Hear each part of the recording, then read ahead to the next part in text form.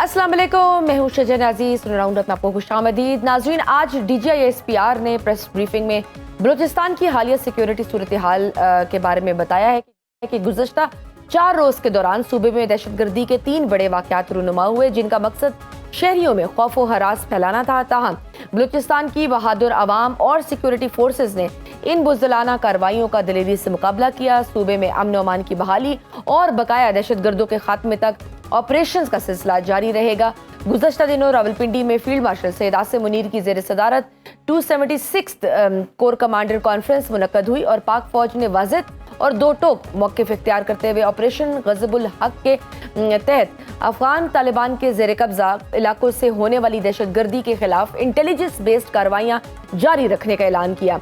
Forum ने अफगान तालिबान की क़यादत को याद दिलाया कि वो अपनी ज़मीन पाकिस्तान के खिलाफ भारतीय सरपरस्ती में चलने वाले दहशतगर्द ग्रुपों को इस्तेमाल करने से रोकें, क्योंकि पाकिस्तान अपने शहरियों के तहफ़्फ़ुज़ का मादी हक रखता है। दूसरी तरफ मशरिक़ वस्ता में तय पाने वाला इस्लामाबाद मुआहिदा और उससे जुड़ी मफाहमती यादाश्त चंद ही दिनों में मुकम्मल फौजी तसादों में तब्दील हो चुकी है।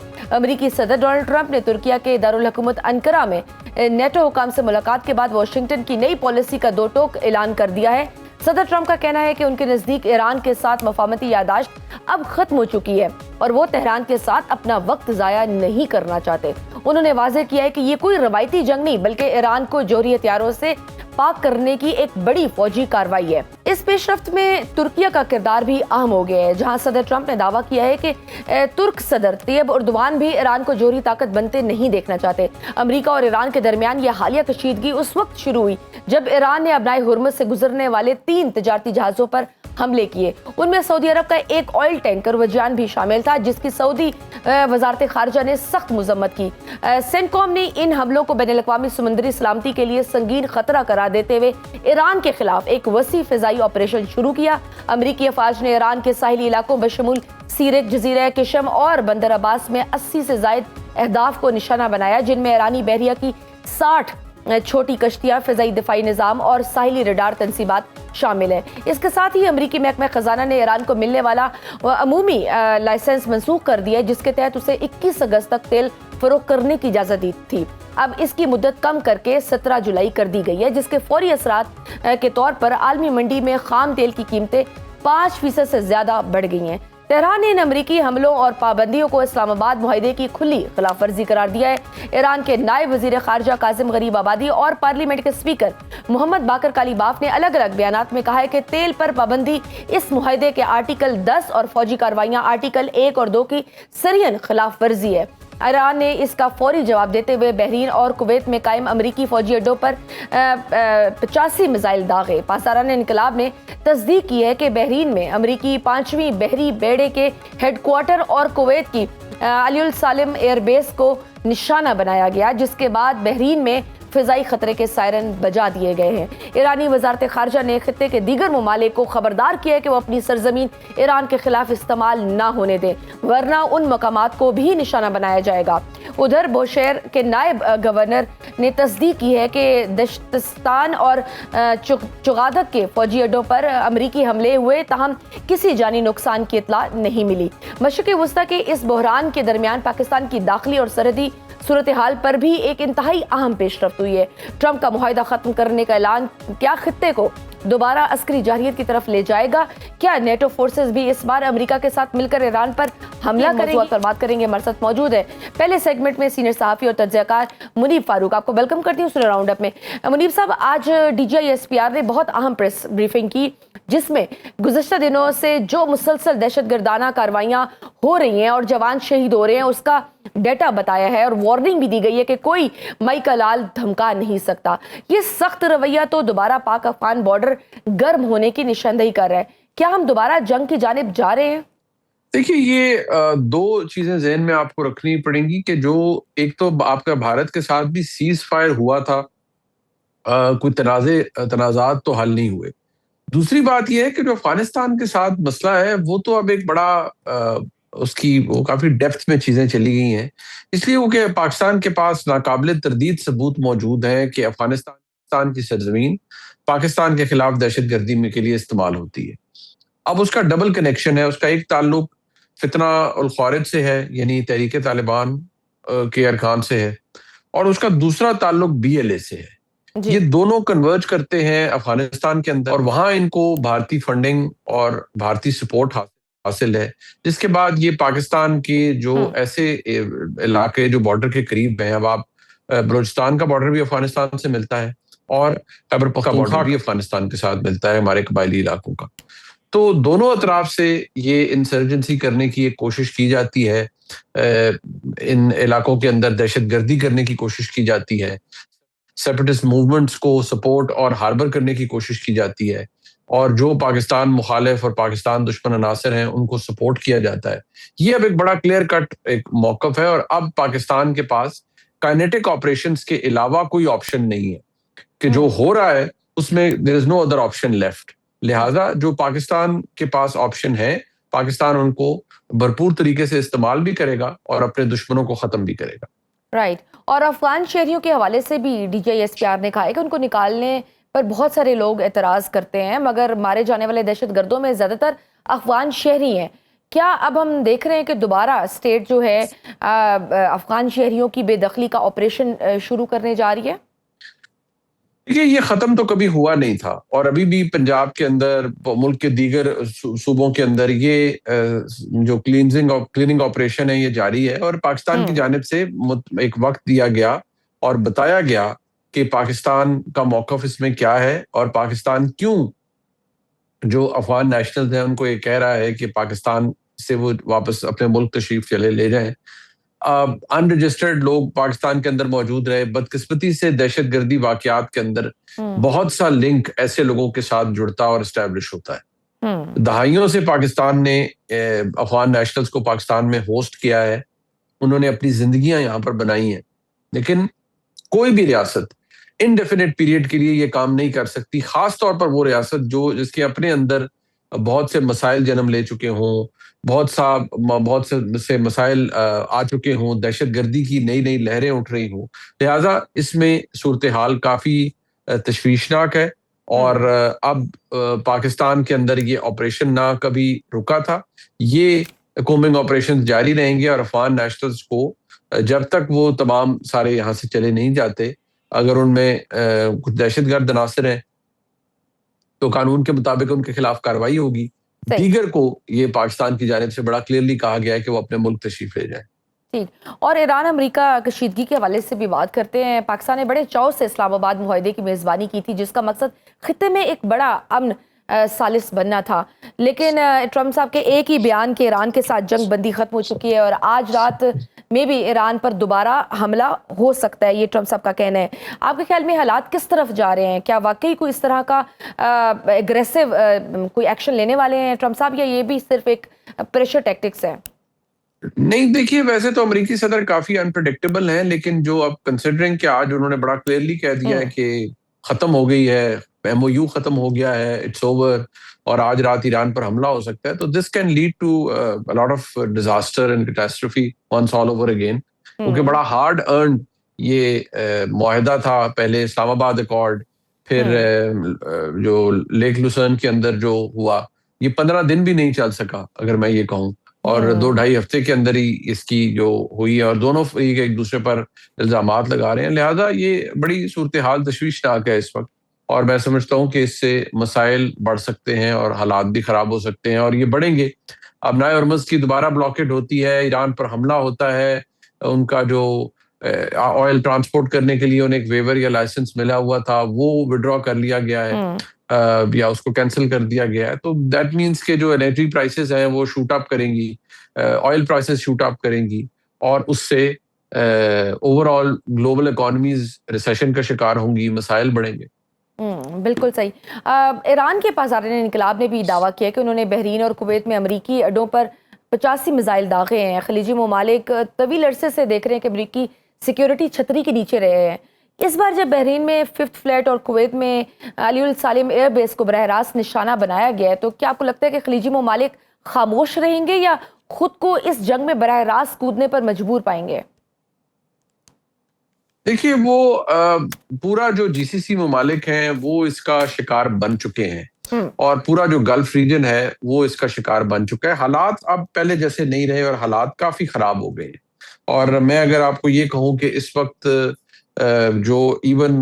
जो डिप्लोमेटिक रिलेशनशिप है बहुत से जो ममालिक का, जो जीसीसी ममालिक का, उनका आपस का ताल्लुक भी शायद उतना अच्छा पहले जैसा नहीं रहा, उसमें भी काफी स्ट्रेन आया है और बहुत से एक एक सूरत हाल डेवलप हुई है। लिहाजा इसके बारे में हम यही कह सकते हैं कि उम्मीद जरूर है कि शायद सैनिटी प्रिवेल करे और फिर शायद पाकिस्तान को वंस ऑल ओवर अगेन एक किरदार अदा करने की पोजीशन में पाकिस्तान जाए, क्योंकि एज वी स्पीक इस वक्त तो कॉलिंग ऑफ हुई है उस एग्रीमेंट की या उस सेटलमेंट की जो कि दोनों अतराफ से हुई थी, लेकिन यहाँ एक सिचुएशन डेवलप हुई है, एक मसला डेवलप हुआ है जिसके नतीजे में अब काफी मसाइल हुए हैं। फिफ्थ फ्लीट पर हमला करना और दीगर अमेरिकन एसेट्स को जो जीसीसी ममालिक में है, गल्फ रीजन में है, उनको ईरान की जानिब से टारगेट करना। देखिए, ईरान यही चाहता था कि ये वॉर एसिमेट्रिकल हो जाए, वो हो गई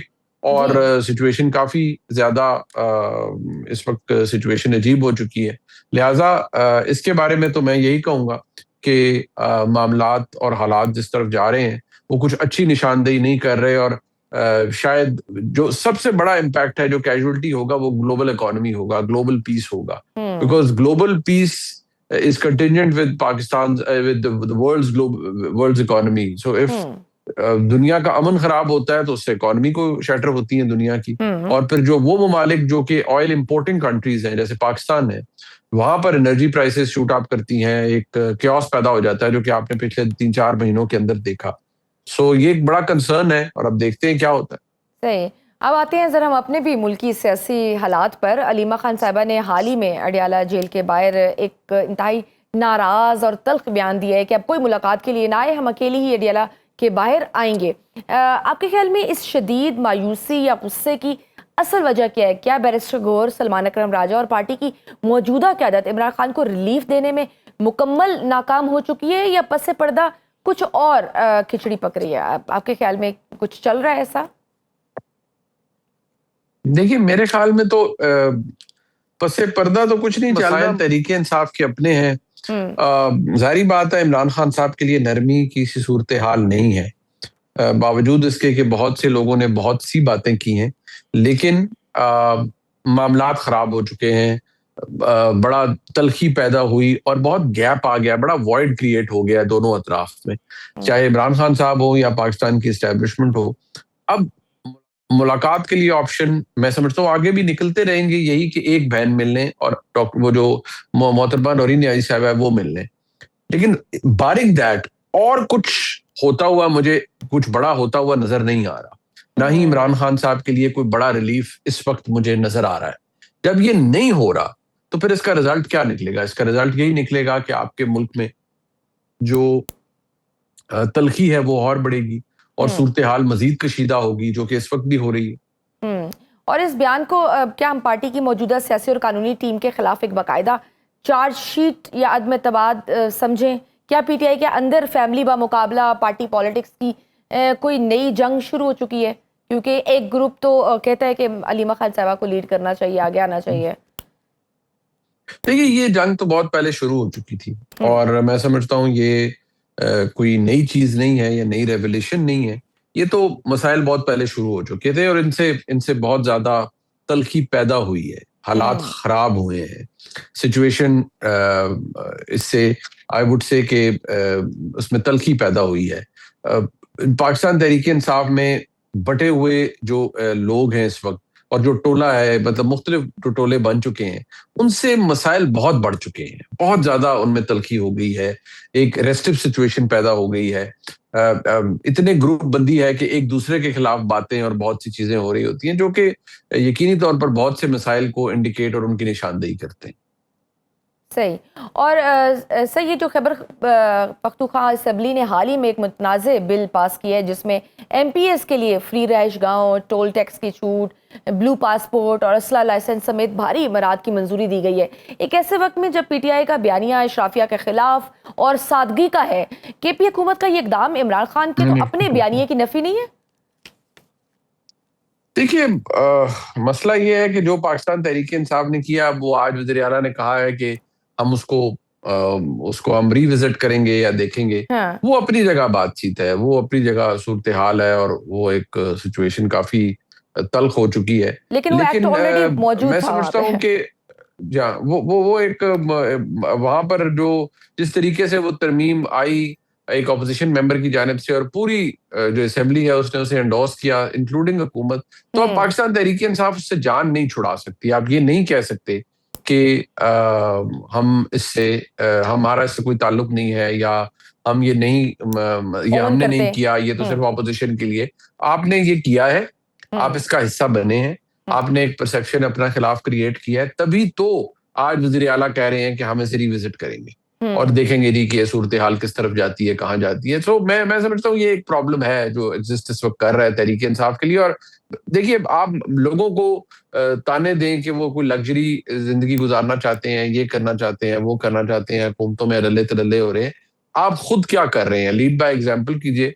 अगर आप ऐसी सिचुएशन मौजूद है कि जी मुल्क वो कोई कानून है कि जो मेंबरान सूबाई असेंबली है वो 460 रुपया जो टोल है पेशावर से इस्लामाबाद तक का, वो भी नहीं देते, हम्म। तो आपको तो वो लेना चाहिए। इससे कोई हम्म। ना टूट, मतलब अगर कोई ऐसा नहीं हो सकता, आपको ना कोई पहाड़ टूटेगा ना कुछ होगा, लेकिन आप एक कम से कम एज ए रिस्पॉन्सिबल पार्लियामेंटेरियन अपनी जो आप पर एक जिम्मेदारी है उसका इजहार करेंगे कि आप मुल्क के कौमी खजाने में बहुत सारी चीजों को कंज्यूम उसके लेकिन अंदर वो अपना ये हिस्सा हमारे डाल रहे हैं। हुक्मरानों की ज़हनी सोच है ना। खैबर पख्तूनख्वा हुकूमत की इस ऐयाशी पर मबनी कानून साजी को देखकर क्या ये तासुर दुरुस्त साबित नहीं होता कि केपी की क़यादत अब इमरान खान को सियासी तौर पर माइनस कर चुकी है? वो मान चुके हुए हैं, खान जेल में है और ये अपनी हुकूमत बचाने और मराद समेटने में लगे हैं। और क्या इसको सुहेल अफरीदी की हालिया गवर्नर फैसल करीम कुंडी मौलाना फजल रहमान से मुलाकातों से जोड़ा जा सकता है? नहीं, मेरा नहीं ख्याल। देखिए, तहरीक इंसाफ में इमरान खान साहब के अलावा कुछ नहीं है, और तहरीक इंसाफ अपना सारी स्ट्रेंथ इमरान खान साहब से लेती है। हाँ, ये बात जरूर है कि हम्म। जो चीजें मामलात हुई हैं उनसे हम ये जरूर निशानदेही हमारे हमारे सामने होती है कि यहाँ एक आपको दोगलापन नजर आएगा, जी। आपको वो हालात नजर आएंगे जिनसे आपको लगता है कि हम्म। पार्टी किसी और तरफ जा रही है, हुकूमत कुछ और अचीव करना चाह रही है, और जो इमरान खान साहब के सो कॉल्ड जो फरमुदात हैं वो कुछ और हैं। लेकिन हम्म। अगर माजी की भी बात की जाए तो इमरान खान साहब की हुकूमत जब पंजाब में थी, उस वक्त भी पंजाब असेंबली ने एक कानून पास किया था मराद के हवाले से। जी। वो अपोजिशन लेकर आई थी, हुकूमत ने उसे सपोर्ट किया था। हाँ। और उस वक्त भी वजीर आजम जब इमरान खान साहब थे तो उन्होंने कहा कि मैं इसके सख्त खिलाफ हूँ, और ये नहीं बिल्कुल होना बिल्कुल चाहिए, ऐसा बिल्कुल, नहीं होना उस्मान चाहिए, बाजार के वैसा दौर नहीं में। होना चाहिए। हम्म। जी हाँ। लेकिन आज जो हो रहा है वो सबके सामने है। हम्म। जो अब ये कहना कि जी आप जस्टिस ऑफ पीस के इख्तियारात ले रहे हैं, एग्जैक्टली। जुडिशल इख्तियारात एग्ज्यूम कर रहे हैं, ये चीजें, इनकी कोई जस्टिफिकेशन नहीं है। ये हम्म। किस तरीके से, किस लॉजिक के पीछे आप ये कर रहे हैं? मैं समझता हूँ ये एक बहुत बड़ा एक तजाद है उस जमात की जानिब से जो कि लोगों के ऊपर फिंगर पॉइंटिंग करती है, और खुद वो ये कर रहे हैं। एग्जैक्टली। और सहाफियों समेत भी जो ये इन्होंने कहा है कि किसी का भी असेंबली की कार्रवाई पर सवाल करने पर सजाएं और जुर्माने भी सामने आ रहे हैं, यानी ये सूबाई पीका जैसा कानून है। क्या हम ये फिर मान ले कि पीटीआई की मौजूदा क़यादत ने अपनी सूबाई हुकूमत को ही अपनी अमाजगाह मान ली है और वफाक में किसी किस्म की अब मुजाहमत नहीं होगी? देखिए, वो मज़ाहमत उस वक्त होती है जब लोग आपके साथ निकलें। लोग नहीं निकलना चाहते। हम्म। लोग वोट डालने के लिए तो मैं अब भी समझता हूँ तहरीक इंसाफ के लिए निकलेंगे, लेकिन इंतशार, तोड़ फोड़, जलाओ गिराओ, रैलीज, लाठीचार्ज, इनके लिए लोग बाहर नहीं निकलेंगे अब, हम्म। अनलेस के इमरान खान साहब खुद बाहर आए और वो खुद कोई तहरीक चलाएं। राइट। ये जो बाकी लोग हैं, मैं नहीं समझता कि इनके कहने पर कुछ होगा या कोई चीज बाहर निकल सकती है। ऐसा नहीं है। मैं जाती तौर पर समझता हूँ, मुझे ये होता हुआ नजर नहीं आता, फ्रैंकली ठीक। और स्पीकिंग। साथ ये भी बता और दीजिए मुझे कि आप ये जो निज़ाम की तब्दीली की बातें हो रही हैं और कौमी हुकूमत की भी बातें हो रही हैं, क्या इस तरह का कुछ चल रहा है? बहुत सारे हमारे तजर्बाकार सीनियर सहाफ़ी इस तरह की प्रेडिक्शंस दे रहे हैं कि शायद ये जो मौजूदा वन पेज है शायद इसमें कुछ गड़बड़ हो रही है, कोई मुश्किलात, ऑब्वियसली माशी मुश्किलात तो हैं, लेकिन ये बोझ थोड़ा ज़्यादा भारी हो रहा है। देखिए, अगेन मैं ये कहूंगा कि निजाम में तब्दीली नागुज़ीर तो नहीं है, हो तो कभी भी सकती है, किसी वक्त भी सकती है, लेकिन नहीं हो रही फिलहाल। सही। फिलहाल नहीं हो रही। लेकिन हो सकती है जब भी कोई जो मुक्तदरा है या जो ताकतवर हल्के हैं जो फैसला करने वाले हैं, अगर वो चाहेंगे। लेकिन फिलहाल ऐसा कोई ना फैसला हुआ है, ना कोई कौमी हुकूमत आ रही है, ना ही निज़ाम में तब्दीली हो रही है। अगर हुई तो बिल्कुल हो सकती है, किसी भी वक्त कुछ हो सकता है, लेकिन इस वक्त जो मैं आपके सामने बात अर्ज कर रहा हूँ, इस वक्त कुछ नहीं है। बिल्कुल ठीक, बहुत शुक्रिया सीनियर तज्ज़ियाकार मुनीब फारूक साहब हमारे साथ मौजूद। नाज़रीन, गुफ्तगू आपने सुनी, वक्त की छोटी सी ब्रेक का, देखते रहिए Suno round up. Welcome back to Suno round up. Program के इस हिस्से में हमारे साथ मौजूद हैं अब्दुल्ला हमीद गुल साहब, सरबराह है तहरीक जवानान पाकिस्तान। आपको वेलकम करती हूँ सुनो राउंड अप में। सर, हमारे अपने मुल्क में दहशतगर्दाना कार्रवाइयाँ बढ़ गई हैं, आज भी जवान शहीद हुए हैं, कल भी बनू और ज़ियारत में हमले हुए थे, आज DGISPR ने भी इसका जिक्र किया और कोर कमांडर्स कॉन्फ्रेंस में ऑपरेशन गज़बुल हक के तहत अफगान तालिबान के जेर कब्जा इलाकों से होने वाली दहशतगर्दी के खिलाफ इंटेलिजेंस बेस्ड कार्रवाइयों का अज़्म भी दोहराया गया है। आप इस्लामिया की जबान को कितना संजीदा और मुख्तलिफ देखते हैं? क्या ये काबुल हुकूमत को आखिरी वार्निंग है कि अब बात बयानात से आगे निकलकर सरहद पार एक्शन में बदलने वाली है?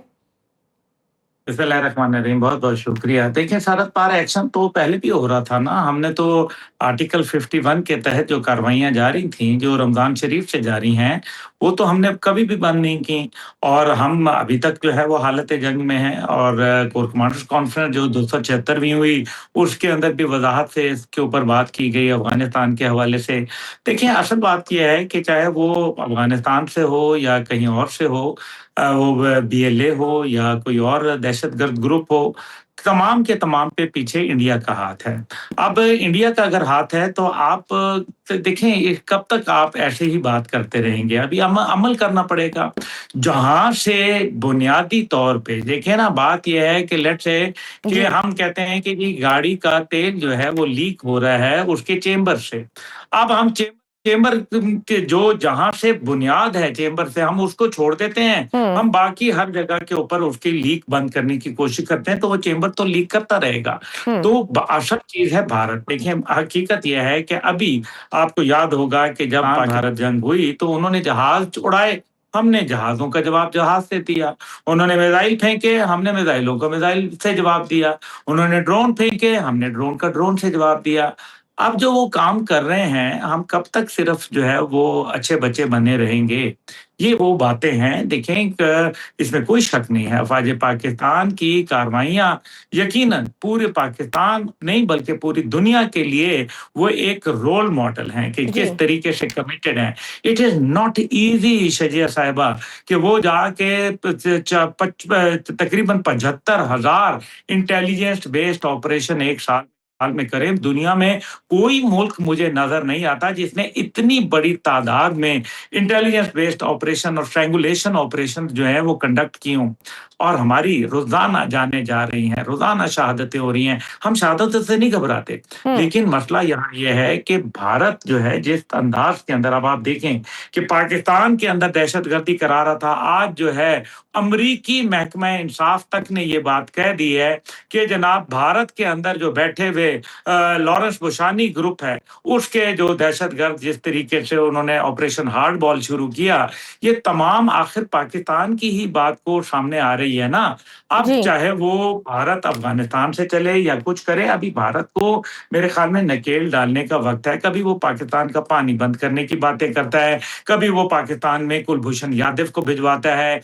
वो मुकदमा भी अभी तक जो है वो लटक रहा है इंटरनेशनल अदालत के अंदर। कोई उसका जो है वो 11 साल गालिबन हो गए हैं, उसका कोई नतीजा नहीं निकल रहा। तो आखिर हमें देखिए ना, हम बंदे हैं तुम्हारे जैसे, जो तुम करोगे वो हम करेंगे। अभी पाकिस्तान को भरकर सोचना पड़ेगा, पाकिस्तान को फैसला लेना पड़ेगा। लेकिन हाउएवर इन सब के बावजूद मैं ये समझता हूँ कि जो DGISPR की प्रेशर है वो बड़ी इंपॉर्टेंट है। उन्होंने अज़म का इजहार भी किया। लेकिन जो ज़ियारत है, देखिए ज़ियारत वो इलाका है, ये पश्तून बेल्ट का इलाका है, जो बड़ा पुरअमन, बड़ा अच्छा। वहाँ मैं खुद जाके कितनी दफ़ा जब जाके रहता रहा हूँ, लेकिन अब सूरत हाल पे फ़र्क हो गई है। हर जगह पाक फ़ौज नहीं है, कई जगह के ऊपर वहाँ लोकल एडमिनिस्ट्रेशन है, पुलिस पुलिस की जो कैपेसिटी बिल्डिंग करनी थी सूबाई हुकूमत ने, वो किधर की है उन्होंने। सूबाई हुकूमत देखें, हकीकत ये है कि सूबाई हुकूमत नाकाम है, चाहे वो खैबर पख्तूनख्वा की हो, चाहे वो बलूचिस्तान की हो। Let's be honest about it. मैं ये कहूँगा कि बलूचिस्तान की हुकूमत कोशिश कर रही है, लेकिन नहीं हो रहा, ये काम उनके बस का नहीं है। और अगर ऐसा है तो फिर मेरे ख्याल में हमें कुछ स्ट्रॉन्ग मेजर्स एडॉप्ट करने पड़ेंगे। बलूचिस्तान के अंदर जो खास तौर पे जो चीज़ मुझे तकलीफ दे रही है वो ये है कि बलोच और पश्तून कौम इकट्ठी हो गई है दहशतगर्दी के अंदर। मैं पूरी कौम की बात नहीं करूँगा, कुछ उनके जो धड़े हैं वो अब आप ये देखें, यहाँ ये भी एक मसला है कि हर वहाँ आदमी बलूचिस्तान के अंदर सिर्फ पश्तून बेल्ट के अंदर 200 कमांडर बन चुके हैं। 200 से ज्यादा जो सिविलियन लोग हैं अपने आप को उन्होंने काम कमांडर नाम किया, और अस्कर जो अफगानिस्तान के थे, यानी कि जो अफगानिस्तान के अंदर जब वहाँ अशरफ गनी की हुकूमत थी तो उस टाइम पे वो जो पुलिस के जो स्पेशल, जिनको आप एलीट फोर्स कह लें, अस्कर कहलाते थे, वो अस्कर जो है वो क्योंकि वहां से भागे, उनको जो है वो यहाँ मौका दिया गया और वो आके यहाँ लोगों के जाति जो वहाँ के बड़े-बड़े नामवर लोग हैं, उनके वो गार्ड बन गए प्रोटेक्शन के नाम के ऊपर, और वो वहाँ अब खड़े में। अब ये 200 ग्रुप हैं, ये आपस में एक दूसरे से लड़ते भी हैं। अभी जो ड्रोन हमला हुआ था वो भी इन्हीं के ऊपर हुआ था असल में। लेकिन इसी तरह से बलोच बेल्ट के अंदर भी लोग मौजूद हैं। जी। हकीकत ये है कि जो पुलिस है, जो वहाँ दीगर जो काउंटर टेररिज्म डिपार्टमेंट है, वो नजर नहीं आता। अफवाज पाकिस्तान कब तक कुर्बानियां देगी, कब तक ये सिलसिला चलाएगी, और कब तक इन जो सियासतदान हैं इनके हवाले से जो काम इन्होंने करने हैं वो तो करते नहीं नजर आते। इसी वजह से बलूचिस्तान के हालात और वाकयात के ऊपर आपको वहाँ की लीडरशिप टीवी इंटरव्यूज के ऊपर नजर नहीं आती, क्योंकि वो बीएलए के खिलाफ जबान खोलने से डरते हैं, वो मजीद ब्रिगेड से डरते हैं, और कहीं ना कहीं जो तासुर ये देते हैं कि जनाब हम क्या कर सकते हैं, क्यों भाई, सारे पैसे वैसे बनाने में आप लोग लगे हुए हैं और कुर्बानियां देने में फौज है। आप किधर हैं, आपका किरदार किधर है? आपने सूबे की बद इंतजामी जो अरूज के ऊपर है, आप ये देख लें कि सूबे के अंदर बद इंतजामी है, लोग सड़कों के ऊपर निकल नहीं सकते। अभी खुलेआम जो है हन्ना और उड़क जैसी जगह के ऊपर दहशतगर्द फिर रहे हैं, जिधर मैंने अपनी जिंदगी का बचपन गुजारा है, जिधर मैंने अभी अपने वहां जब भी जाता था तो वहां पिकनिक के लिए हम जाते थे और लोग आते थे वहां, वह खड्डा कबाब करते थे, कोई वैसे खाना पीना करते थे, बड़ा खूबसूरत इलाका था। बलोच बेल्ट में प्रॉब्लम होती थी लेकिन पश्तून बेल्ट में प्रॉब्लम नहीं थी। आज पश्तून बेल्ट में प्रॉब्लम क्यों हो रही है, ये फैसला करना पड़ेगा। आप देखें, यारों का इलाका हो, पशीन का इलाका हो, चमन का इलाका हो, आपका जो है फोर्ट संडेमन जिसको अब योब का नाम दिया जाता है, किला अब्दुल्ला है, किला सैफुल्ला है, ये तमाम इलाके जो है वो आखिर क्यों दहशतगर्दी यहाँ बढ़ती चली जा रही है। और बलोच आके जब यहाँ हमला करते हैं, ये कोई वहां 5 स्टार होटल नहीं है जहां आप ये कहें कि जी वो 5 स्टार होटल थे, वहां से लोग वहां रहते हैं, किसी को पता नहीं है। यहाँ तो बलोच अगर 10 किलोमीटर दूर भी खड़ा हो तो लोग पहचान जाते हैं कि जी ये बलोच है, और जो पश्तून है वो बलोच इलाकों में पहचाने जाते हैं। तो ये वो तमाम बातें हैं जिसके ऊपर हमें गौर करना पड़ेगा। कब तक हम फितनतुल हिंदुस्तान और फितनतुल खवारिज की बात करेंगे? Now it is our time that we must respond in a way, in a befitting way. बिल्कुल सही। और सर ये जो 276 कोर कमांडर्स कॉन्फ्रेंस में ये भी कहा गया था कि इबरतनाक शिकस्त के बाद दुश्मन हाइब्रिड वॉरफेयर या झूठे बयानियों की मदद से भी इंतशार फैलाना चाहता है, जिसे सख्ती से कुचला जाएगा। अब दाखिली महाज पर सिक्योरिटी फोर्सेज और अवाम के दरमियान एतमाद के फुकदान को कम करने के लिए ये पोजीशन कितनी जरूरी है? देखिए, ये तो ज़रूरी है ना, एक जो सियासी अमल है वो तो अपनी जगह जारी रहना चाहिए, और सियासी अमल को जारी रखने के लिए आप काइनेटिक जो ऑपरेशन है वो तो अपनी जगह चल ही रहे हैं। असल मसला ये है कि जो अवाम के अंदर बदएतमादी हो गई। शजिया साहिबा, मैं हर साल बलूचिस्तान 2 से 3 दफ़ा बाय रोड जाया करता था, दनासर के इलाके में, जहाँ से ये फिर आगे मुगल का कोट वगैरह आता है, फिर वहां से आप योब जाते हैं, योब से फिर आप आगे ज़ियारत क्रॉसिंग, और इस तरह से आपका ये सारा, ये तो वो इलाके थे जहां मैं खुद जाता था। लेकिन दाना सर जिधर अभी ये बस का भी हादसा हो गया अफसोसनाक, 40 लोग बेचारे जो है वो हलाक हो गए उधर। ये तमाम इलाका तो पुरअमन इलाका था, यहाँ तो कभी कोई प्रॉब्लम नहीं थी। बलोच बेल्ट के अंदर भी कभी कोई, लेकिन अब जब मस्तूम से आप ऑनवर्ड आप चलते हैं, खारान की तरफ, वहां नौशकी की तरफ, आप इधर खुदार की तरफ, और आगे जाके आप जो है वड की तरफ, ये तमाम इलाका जो है ये तो अब नो गो एरिया हो चुका है। खुलेआम दहशतगर्द जो है वो घूमते हैं, वो वारदातें करते हैं, प्रॉब्लम देते हैं। अफवाज पाकिस्तान एक टोटल कोर वहां मौजूद है, पूरा बलोचिस्तान 44% हिस्सा है पाकिस्तान का, एक कोर टोटल वहां मौजूद है। क्या कुछ कर सकती है वो, क्या नहीं कर रही, कौन सी कुर्बानी है जो वो नहीं दे रही। लेकिन मेरे ख्याल में अब हमें वक्त आ गया है कि हमें ईंट का जवाब पत्थर से देना पड़ेगा, और हमें बताना पड़ेगा भारत को कि ठीक है, अगर तुमने यही सिलसिला रखा। फिर दूसरा इसमें सवाल ये भी है कि अमेरिका आखिर अपना असला अफगानिस्तान में छोड़ा गया कब वापस लेके जाएगा। अमेरिका जो $40 मिलियन हफ्तावार अफगान हुकूमत को दे रहा है, जहां 24 दहशतगर्द तंजीमें बैठी हुई हैं यूनाइटेड नेशन के मुताबिक, उनको आप क्यों पैसा दे रहे हैं, ये भी सवाल है ना। फिर अमेरिका जो जिसने खुद डीएलए के ऊपर, मजीद ब्रिगेड के ऊपर दहशतगर्द होने का जो है वो मोहर सख्त की थी, दहशतगर्द करार दिया था ऑस्ट्रेलिया और बर्तानिया के साथ। आज जब पाकिस्तान आर्टिकल 1267 के जरिए जाता है यूनाइटेड नेशन में, उनके ऊपर सोशल मीडिया अकाउंट बंद कराने के लिए, उनके अकाउंट्स बंद कराने के लिए, उनके जो है वो ट्रैवलिंग को जो है रिस्ट्रिक्ट करने के लिए, तो आज पाकिस्तान क्यों हमसे वो अमेरिका जो है वो मजीद यूनाइटेड नेशन में सबूत शवाहिद मांगता है। भाई जब आपने उनको टेररिस्ट डिक्लेयर किया था तो आपने क्या बनाया, सबूत और शवाहिद के किया था। लगता यह है कि अमेरिका को जितनी पाकिस्तान की जरूरत थी वो उसको हासिल हो गई है, और अब जो है वो उनके एक सोच के अंदर तब्दीली आ गई है। हाउएवर मैं ये समझता हूं कि भारत के लिए भी अमेरिका की तब्दीली बड़ी वाज़ेह है, क्योंकि इंडो पैसिफिक कमांड जिसको कहा जाता था, अब वो इंडो पैसिफिक की जगह सिर्फ वापस उसका नाम पैसिफिक कमांड कर दिया गया, जिससे नजर ये आ रहा है कि अमेरिका इस खित्ते में हर मुल्क को अपने हिसाब से, अपने जोग्राफिए के हिसाब से, अपनी उसकी जो तरजीहात हैं उसके हवाले से वो देख रहा है।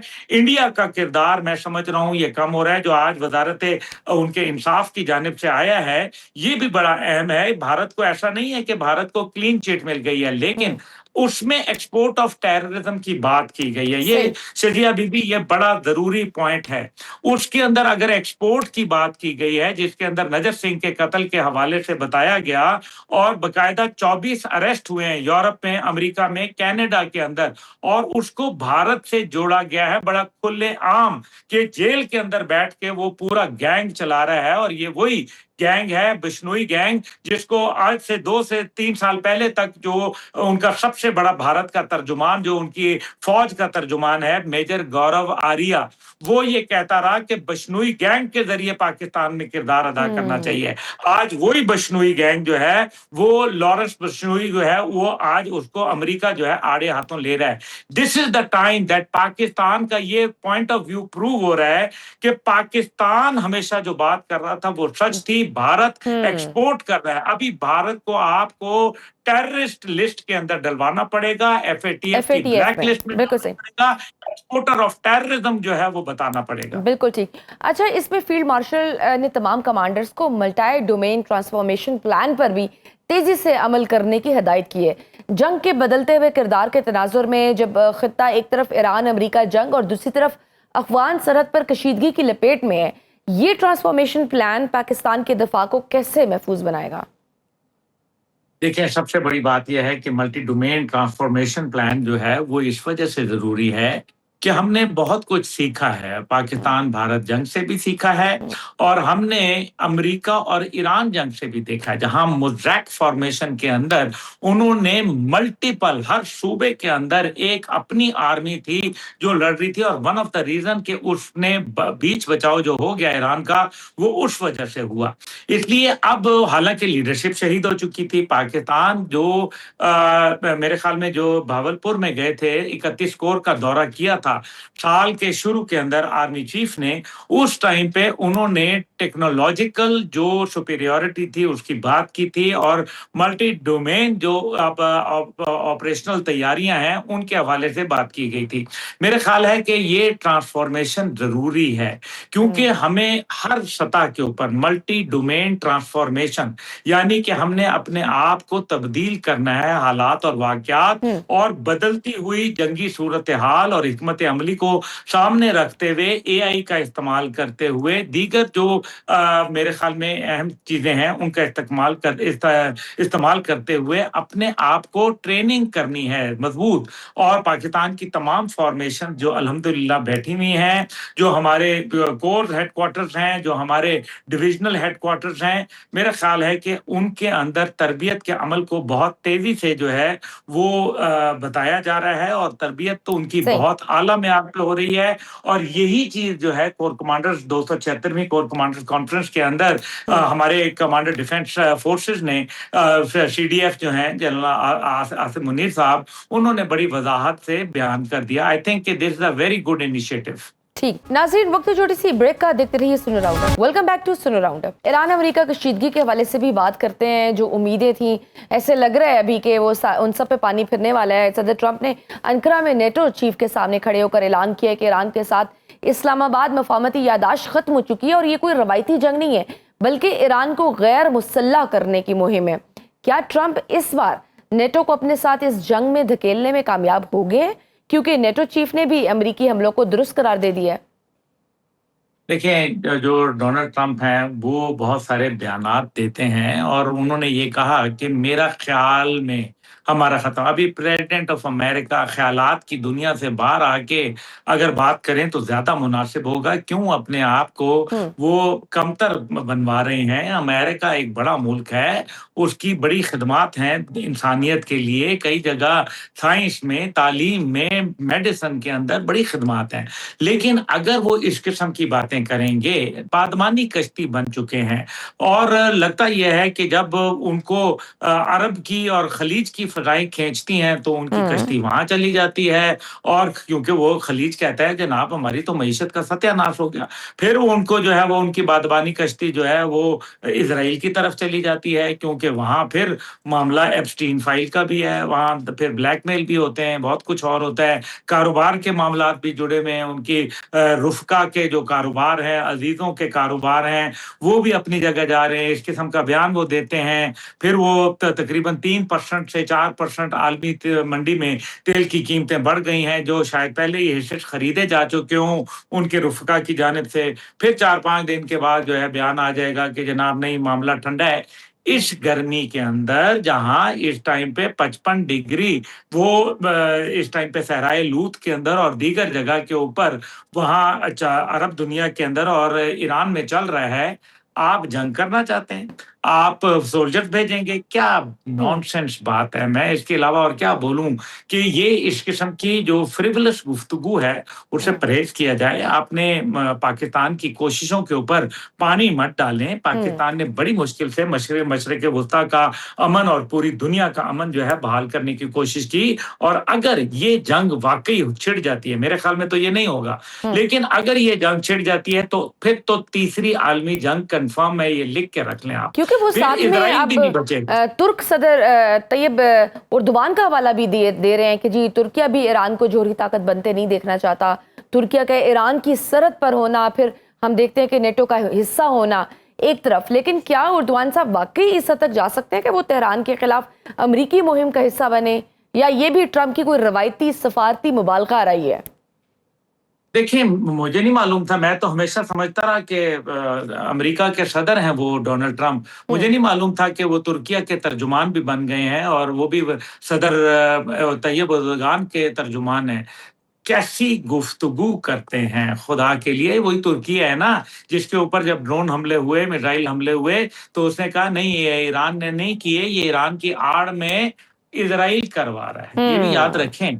और तुर्किया ही है ना जिसके ऊपर बैनर लगे हुए हैं कि ट्रंप आ रहा है, बच्चे छुपा लो अपने। ये भी आप देखें। ये देखें ना, अभी नेटो का मसला यह है कि जब सोवियत यूनियन का कोलैप्स हुआ तो यूरोप ने सोचा कि जनाब अब जंग खत्म, अब हमने कहाँ लड़नी है जंग, अभी मामला जो है वो सारा का सारा चलेगा और अमन होगा, सलामती होगी, शांति होगी। ऐसा कुछ नहीं हुआ। पता चला कि 2029 के अंदर नेटो कह रहा है कि हमें रूस से जंग लड़नी पड़ सकती है, और अगर रूस से जंग लड़नी है तो उसके लिए असला दरकार है, पैसा दरकार है, जो कि फिलहाल असला तो उनके पास मौजूद नहीं है। 2022 से रूस ने बकायदा 3 शिफ्टों में काम शुरू कर दिया था असला साज मैन्युफैक्चरिंग के अंदर, और उनके पास गोला बारूद की एक बहुत बड़ी तादाद मौजूद है।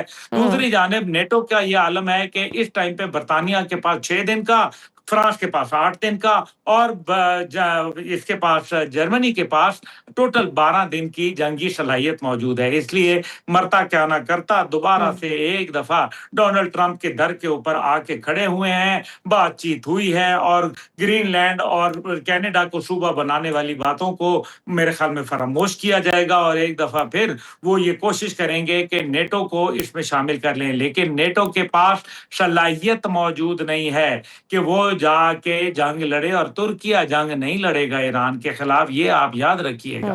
लेकिन वॉशिंगटन ने ईरानी तेल की फरोख्त का जो अमूमी लाइसेंस 21 अगस्त से कम करके 17 जुलाई कर दिया, और साथ ही 80 से जायद अहदाफ पर बमबारी भी की है।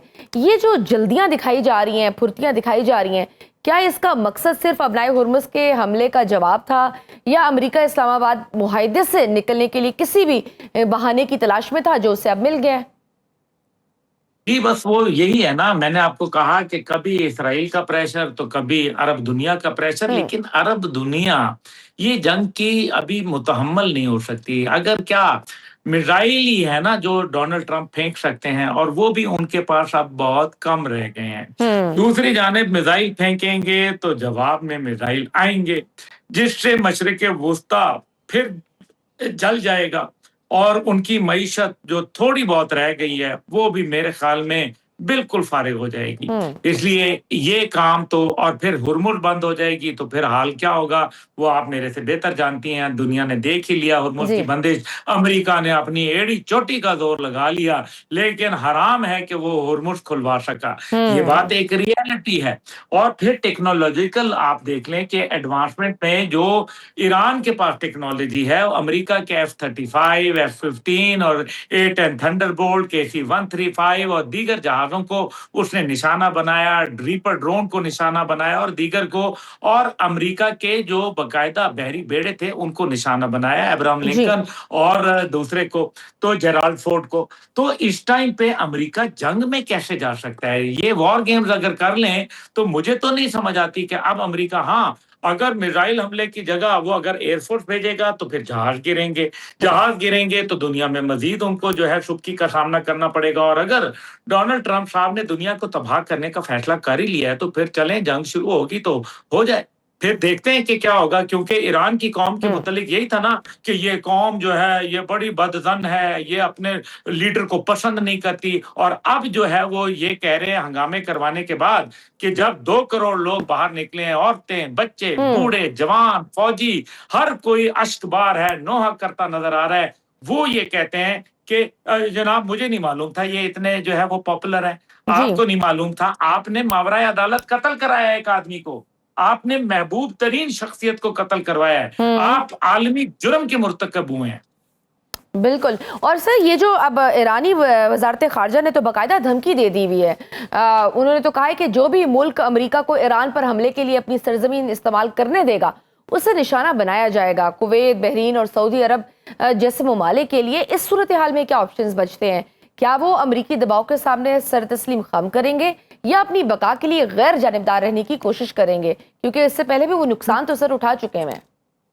नहीं, मेरे ख्याल में अब भी बहुत मुतज़ाद राय पाई जा रही है। सऊदी अरब ने तो पहले ही उनको अड्डे देने और एयर स्पेस देने से इनकार कर दिया था जब वो ओमान से एक और आबी गुजरगाह को इस्तेमाल करना चाह रहे थे, और उसके लिए 15,000 ट्रुप्स उन्होंने बाकायदा एलोकेट भी कर दिए थे। 100 जहाज जो थे, लड़ाका तैयारे और इसके अलावा जंगजू हेलीकॉप्टर, वो भी उन्होंने मुख्तस कर दिए थे। लेकिन फिर उन्होंने कहा कि हमें सऊदी अरब से जो है वो ऑपरेट करेंगे। सऊदी अरब ने कहा जनाब वाला मैं तो ये काम नहीं करूंगा, जिसके ऊपर उन्होंने, अमेरिका ने नाराजगी का इजहार किया और ये कहा कि हम आपको इंटरसेप्टर मिसाइल नहीं देंगे। जी। कोई बात नहीं, सऊदी अरब खामोश रहा और उसमें जाके सऊदी अरब ने बाकायदा मुआहदा कर लिया ज़ेलेंस्की के साथ, हम्म। यूक्रेन के साथ, और दिफाई निज़ाम का मुआहदा सऊदी अरब समेत कतर ने किया। यानी कि अमेरिकन सिस्टम को तो उन्होंने खैर बात किया। दूसरी जानिब जो है G7 कॉन्फ्रेंस के अंदर भी शहजादा मोहम्मद बिन सलमान साहब नई तशरीफ ले गए, जिसका वाज़ेह मतलब है कि उन्होंने अपना एक रेड लाइन ड्रॉ कर ली है। इसी तरह से जब बड़े ममालिक अरब दुनिया के एक अपनी आज़ाद खारजा पॉलिसी रखेंगे, तो मेरे ख्याल में अमेरिका की वो पॉलिसी जो है वो नाकिस हो जाएगी। अच्छा, और सर काजिम गरीबाबादी और मोहम्मद बाकर कालीबाफ ने इस्लामाबाद मुआहिदे के आर्टिकल्स 1, 2 और 10 का हवाला देकर अमेरिका को जाहरी करार दिया है।